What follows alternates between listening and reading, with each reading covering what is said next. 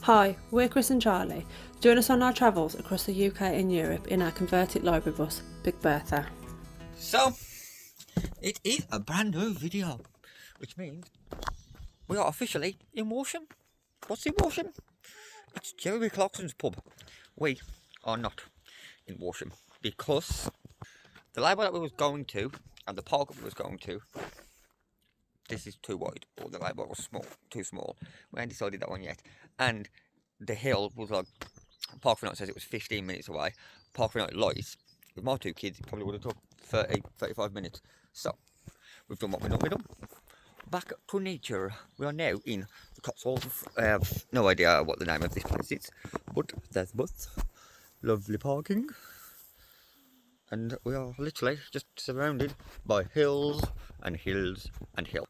I think we're going to stay here for the night, play with the kids, go for a walk, do the usual jazz, and then we'll move off somewhere else tomorrow when we actually find somewhere to go. That is so.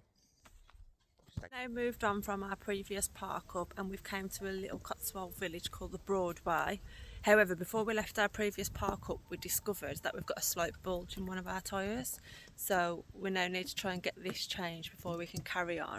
I don't know if you can, but it is just there. So we need to get this changed before it gets any worse, and then I think we're going to go for a walk around the little village, Yes. And then find somewhere else to carry on to. The first challenge is to see if the nuts are too tight, because we'll put on with a double dugger and I only have a bar. But we'll keep you updated. Right, this one.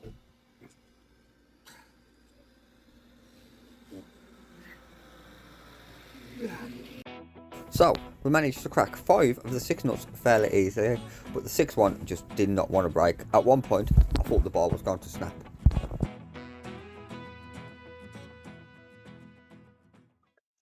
I had to put it up on the ramp, because the jack was running in for it. Put it on the ramp, put the jack under, drop back down, and we'll crack them all properly. Then jack it up. Back into. It was at this moment we realised an air impact would be a really handy tool for the bus. Honestly, taking these nuts off one by one took a lifetime. This was probably the longest part of changing the wheel. We already have the air tanks, we already have the airline, we just don't have the impact. Off to Amazon we go!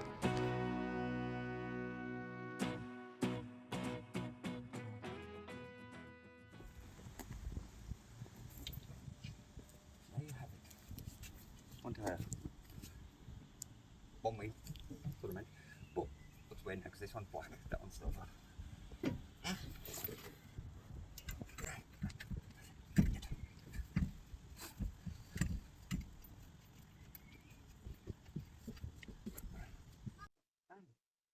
Old tires there. This is a big thing about this. How you help it? You're gonna lift it up for me. Go on and lift it up. Watch out, heavy.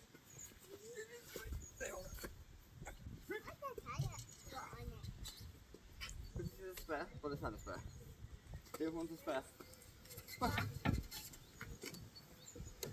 One bus there changed. And I can't even go walk in this village because it's high for parking. In the coastline, this is a car park here. So we're gonna have to find somewhere else to go. So the bus is fixed, but we are no longer in the Cotswolds. Are you still in the Cotswolds there? Where are you? Worcester, maybe? Just outside of Worcester. We gave up, came to a campsite.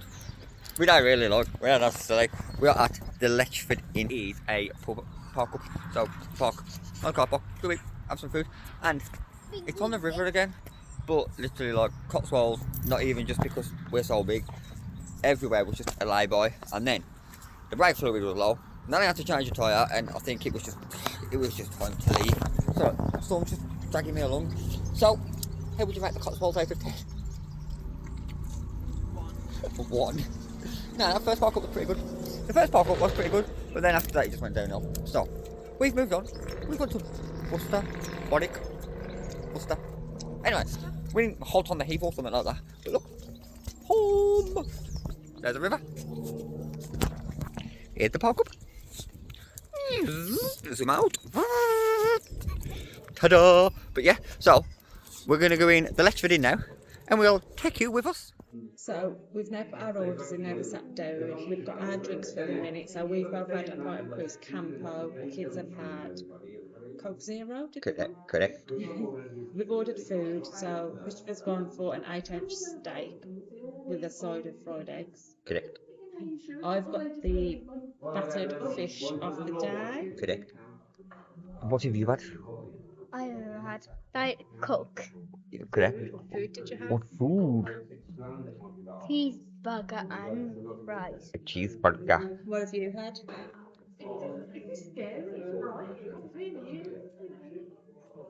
Fish. Fish and chips. Tell the camera. Fish and chips. Fish and chips. So now we've just got to wait for the food to come out.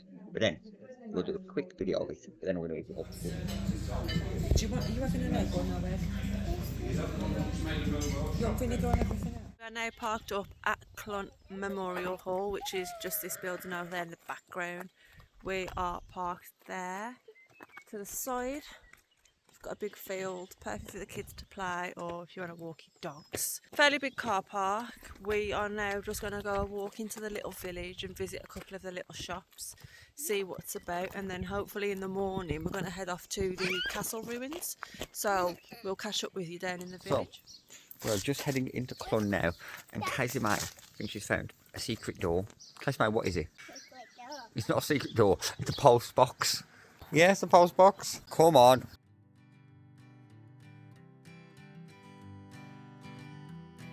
So here we have the Clun Museum, a free local museum located in the 18th century town hall. The Museum of Clun conserves and displays as a myriad of local historical items from the Clun area. The Museum of Clun was published in 1931 by Tom Hamar, a Clun shopkeeper, as a permanent home for his wide collection of local historical items gathered in the 1920s and 1930s by himself and fellow enthusiasts. We are now at the Clun Castle ruins. I'll just spin you around and I will show you just here. For anybody that doesn't know, Clun Castle is actually a medieval ruined castle. It was established by the Norman Lord Robert de Say after the Norman invasion of England, and it went on to become an important martial law castle in the 12th century with an extensive castle guard system. It was owned for many years by the Fitzalan family. Clun itself played a key part in protecting the region from the Welsh attack until it was gradually abandoned as a property in favour of the more luxurious Arundel Castle. So that's your history lesson off us for today. As you can see as well, there is literally views for miles and miles all the way around. So if anybody fancies visiting Clun, it's definitely worth it just for the walks and the views. We have left Clun, but we've come to a trap jam. Look! Look at these! How dare they! Move! Move! You find me funny? This cow's coming towards me. Look! It's having a nibble in the road.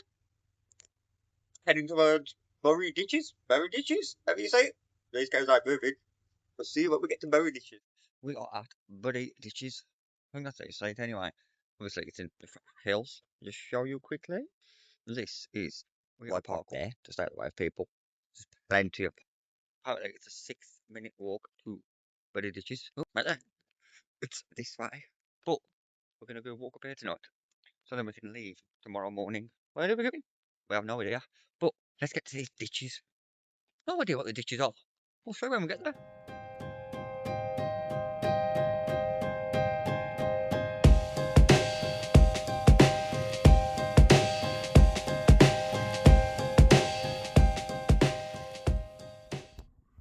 And there you have it, guys. We have reached the summit. This is Bury Ditches. And there's an aerial view from Google, because we may or we may not have forgot the drone. I'll just spin you around to show you. This dates back 500 BC. Bury Ditches is home to one of the best preserved hill forts in the country. It's located near the town of Clun, and that's where we was yesterday. But we've been to a lot of places, seen a lot of beautiful views. These ones, honestly, go on forever and ever and ever. But I think we're going to end this video here, because we're going to move on. Tomorrow we're moving on, but How was the walk up? Beautiful. Was it easy or hard? A bit easy. It was a bit easy. Yeah. Did Big Bertha park perfect? Yeah. So if we can fit here, guys, you can. Ronnie, what would you like to say? Stay tuned, like and subscribe. See you in the next video.